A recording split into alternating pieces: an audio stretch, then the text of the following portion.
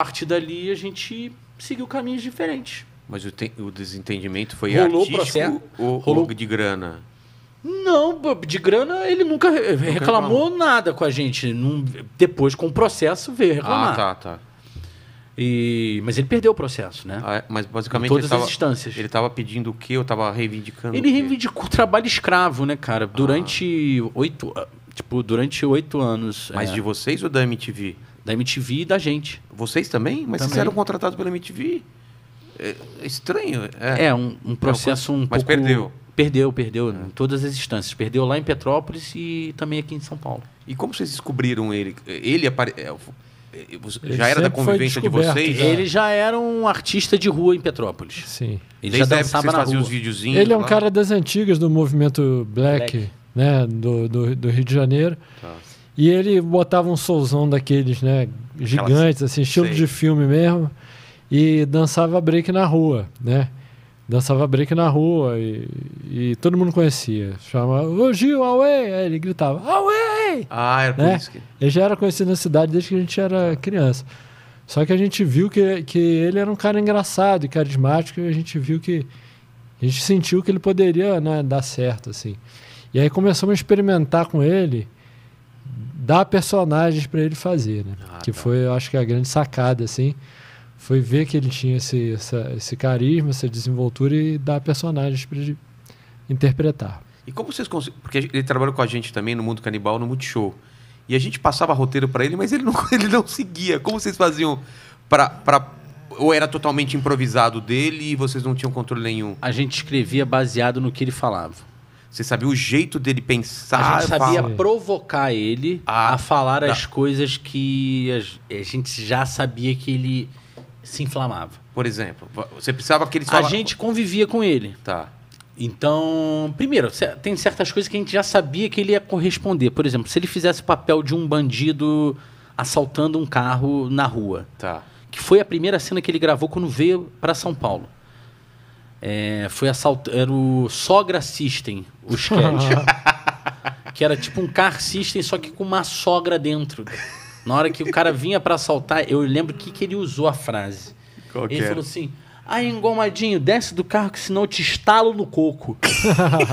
Então uma sequência de palavras... improváveis. Não, é meio como musicado. Engomadinho, desce do carro senão eu te estalo no coco. Na hora que eu ouvi aquilo, eu explodi de rir. E eu tava dentro do carro vestido de sogra. Você era sogra. Então, aquilo, porra, é um conjunto de palavras que, eu nunca tinha visto juntas. Sacou? E elas são meio musicadas. Total, cara. Parece coisa de samba enredo, parece coisa de funk carioca, moro? Então, ele tem um talento nato dele, cara. O Gil Ele é engraçado. Ele é engraçado naturalmente. E ele tem esses arquétipos que ele sabe fazer muito bem. Do bandido, do cafetão, do malandro. E a apelação, né? Porque ele tem a fisionomia engraçada, né? E ele também vivenciou essas coisas. A rua, né? Ele viu isso tudo na rua, ele viu isso tudo dançando, viu isso tudo. Então, ele sabe isso. Fora isso, a convivência com ele nos deu a possibilidade de perceber o que ele se incomodava, o que revoltava ele. E uma coisa que a gente percebeu é que jornalismo, ele correspondia às notícias. Era genuína? A revolta dele era genuína? Sim. Ele ficava puto mesmo? Ficava. E até mesmo a interpretação totalmente equivocada de algumas notícias. Ele entendia errado a notícia. Por exemplo, você lembra de alguma coisa? Cara, agora... Assim tipo, mas, por exemplo... do negócio, por exemplo, de fitness lá, o universo fitness, ele já achava que todo mundo tomava bomba. O cara quer ficar peitudo, quer ficar bundudo, brother. Ele fala. Então, isso a gente ia... eu morava junto, né, praticamente, quando ele vinha para São Paulo, ele morava na nossa casa. Então, eu contava pro Fausto depois, no dia seguinte, na reunião, eu falava, cara, vi o Gil ontem, vendo de jornalismo... Né? Eu e o Marco, a gente via muito, né? Cara, tu tinha que ver. O cara ficou revoltado. Ele discutia com a televisão? Eu descia. Às vezes, ele tinha a televisão dele, ele ficava vendo na sala, eu tava no meu quarto, eu descia. Falei, o que houve aí, Gil? Eu falei, pô, o cara tá contando uma mentira danada. Ele tava brigando com o telejornalismo, com o âncora do jornal. Que maravilhoso, cara. Aí eu falei, não, isso tem que virar alguma coisa. E virou e-news. E tinha um jogo, cara, a gente jogava videogame. O box do PlayStation. Era a maior rixa de... Ele jogava, ele levava mó a sério. Ele não queria perder nem a pau. Quando ele porrava esse aqui no box, ele comemorava, mano.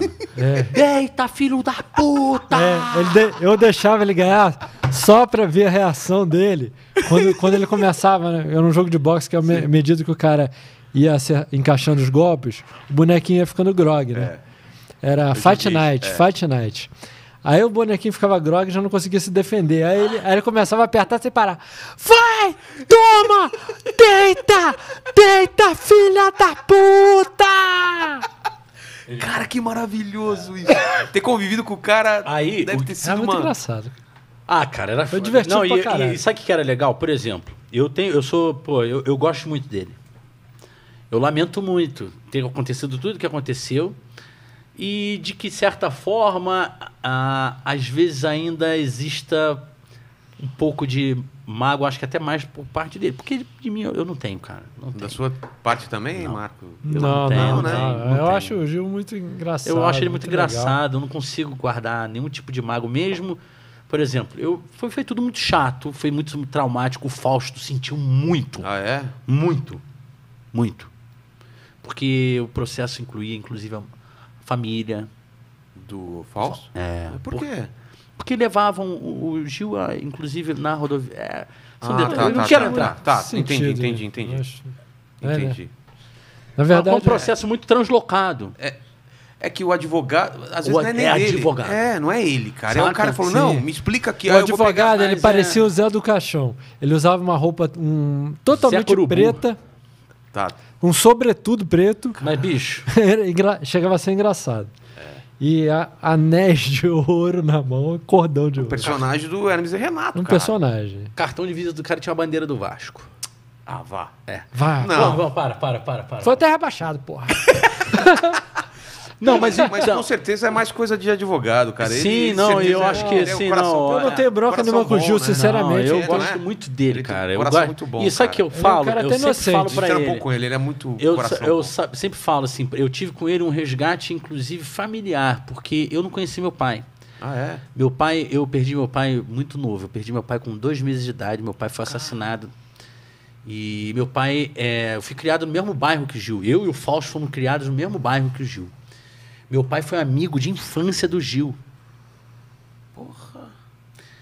Meu pai era um cara conhecido no bairro, Fernando Pezão. Mergulhava nas cachoeiras do bairro lá. E o Gil aprendeu a mergulhar em cachoeira com meu pai. Isso foi o Gil que me contou.